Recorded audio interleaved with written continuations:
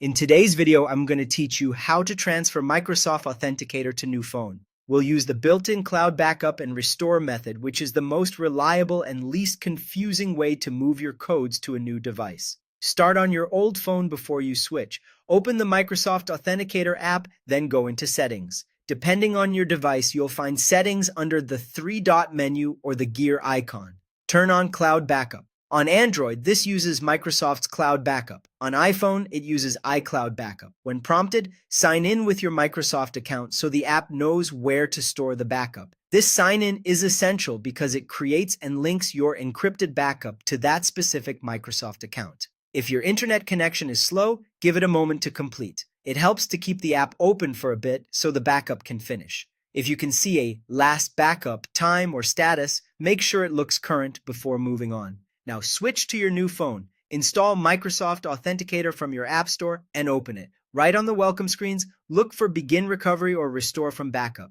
Tap that, then sign in using the exact same Microsoft account you used on the old phone. Using the same account is non-negotiable. It's how the app finds and decrypts your backup.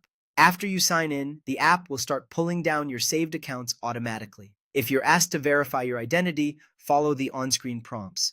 Give the app a moment to restore your accounts. You'll see them appear as they download. Most entries should return without extra work, and your notifications will resume on the new phone.